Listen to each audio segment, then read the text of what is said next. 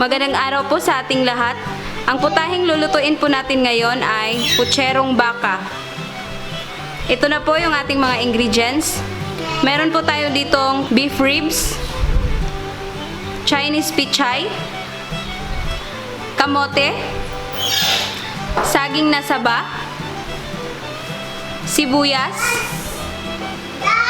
bawang, dahon ng sibuyas, paminta, asin, tomato paste, at saka tomato sauce. Gagamit din po tayo ng cooking oil para sa pag-isa po natin. So, yan na po lahat yung ating mga ingredients.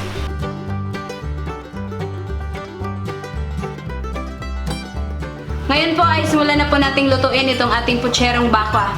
So, unang-una po ay palalambutin po muna natin itong ating baka. So, nilagay ko na po yung ating karning baka at saka lalagyan po natin siya ng tubig para mapapalambot po natin siya dahil medyo matigas po itong ating kare dahil organic po na baka yung gamit natin. Ayan, palalambutin po natin yan ng mga 45 minutes. Naka-turn on na po yung ating apoy. Ngayon ay tatakpan na po natin siya. Ayan. Babalikan po natin yan after 45 minutes pag malambot na po yung ating karne. Ngayon po, habang hinahintay po nating lumambot yung ating karning baka, ay pipirituhin po muna natin itong ating saging at saka yung kamote para mas mabilis po tayong matapos. So yan, lalagyan lang po natin ng cooking oil yung ating kawali. Tapos, hihintayin po natin siyang uminit. Ngayon po, mainit na po yung ating mantika, ay pwede na po nating ilagay yung ating saging para maprito na po natin.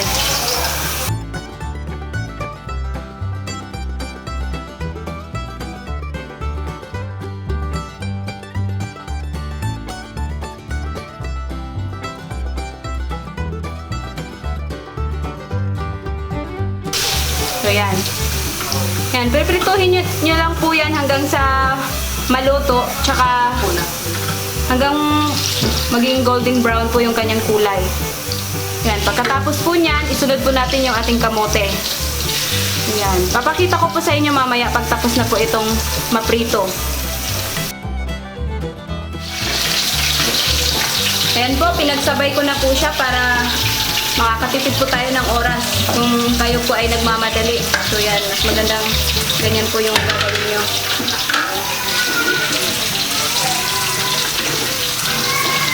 Ingat lang po tayo dahil medyo matalsik po yung ating mantika. Baka mapasok po tayo. Ngayon po ay titingnan po natin kung talagang malambot na po yung ating karne ng baka. Tatanggalin na po natin yung kanyang takip. Ayan. Check po natin kung malambot na.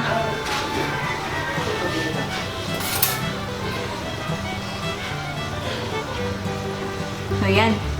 Ready na po. Malambot na po yung ating karne. So, hahanguin ko lang po. Tapos mamaya, ay simulan na po nating lutuin yung ating putsero. Ngayon, ay magpapainit lang po tayo ng oil dito sa ating kawali.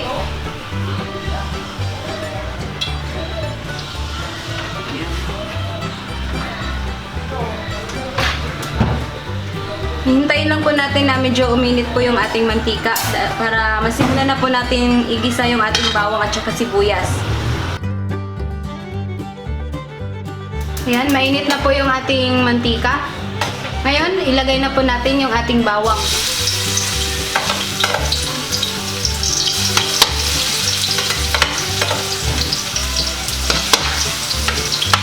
Ayan, isunod po natin yung ating sibuyas.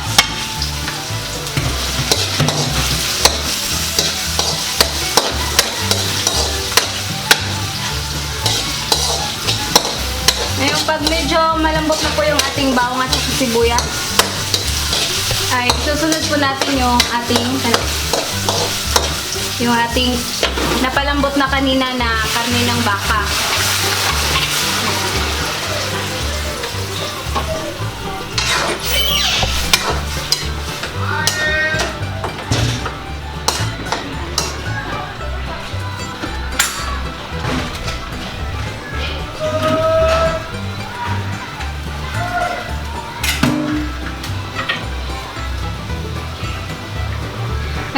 ilagay po natin yung ating tomato sauce. Ayan, ang dami po niyan, depende po yan sa dami ng ating karne. Yung karne namin, mga 1 kilo lang yun. So, yung medyo maliit lang na pakete yung ilalagay namin. Kayo na po bahala kung gaano karami po yung ilalagay niyo.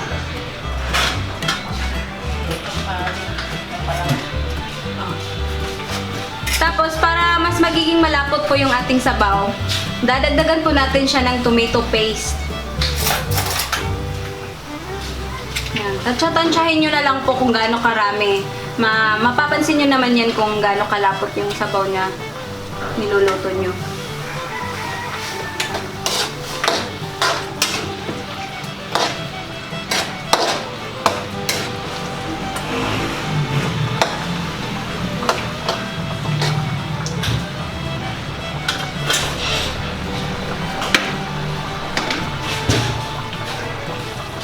Ayan po, isunod po natin yung ating naprito na kamuti kanina.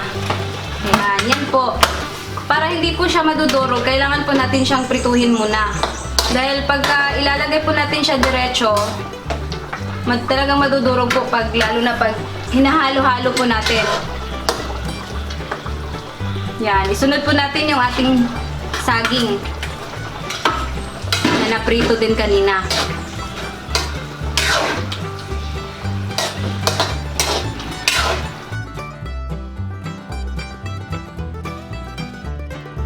Ayun, pwede po kayong magdagdag ng konting tubig. Kung gusto nyo po ng medyo masabaw-sabaw siya, yan, depende na po yan sa inyo. Pero ito, gusto namin na medyo may sabaw siya ng konti.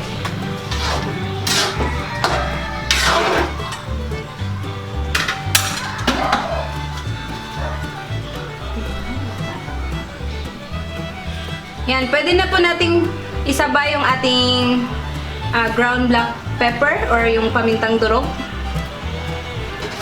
para talagang may lasa na po yung ating sabaw.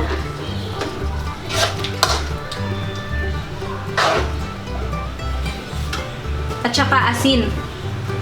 Yan, wala na pong sukat-sukat yan, depende na po sa inyo yan kung kasi naka-base naman po yan sa panlasa na gusto nyo. Yung iba kasi gusto na medyo maalat o yung katamtaman lang. Kaya kayo na po yung mag-a-adjust ng lasa niya. Basta, naipakita na po namin sa inyo yung mga ingredients na kakailanganin. So yan, hahayaan lang po muna natin yung kumulo para ma-simmer siya at para mas ma-absorb niya yung lasa. Yan, babalikin po natin ng mga ilang minuto. Ngayon, kung medyo nakulangan po kayo sa lasa niya, pwede po kayong magdagdag ng beef cubes or yung kahit anong mga seasoning na gusto nyong ilagay. Depende po yan sa inyo.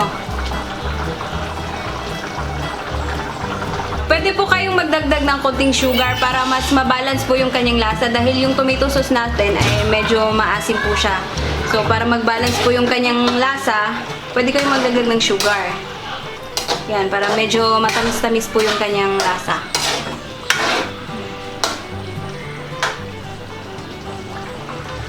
Ngayon po ay pwede na po nating isunod yung ating Chinese pichay.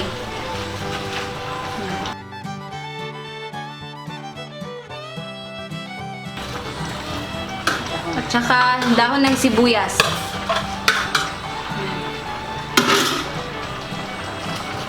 Yan, hahaluin lang po natin. Yan, malapit na po yung maluto.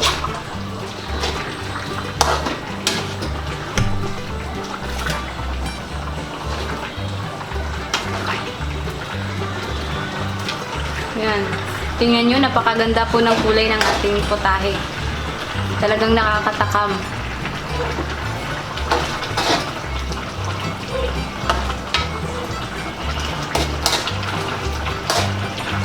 Ayan. Ayan, luto na po yan. Para hindi po masyadong ma-overcook po yung ating mga gulay. Mas maganda po yung medyo green-green pa yung gulay natin. So, yan. Ready na po. Ito na po yung ating pucherong baka. Yan, napakasarap. Kukuha lang po ako para ma-serve na po natin. Ayan na po ang ating pucherong baka. Sana'y mag-like at mag-subscribe po kayo. Maraming salamat po sa inyong panonood.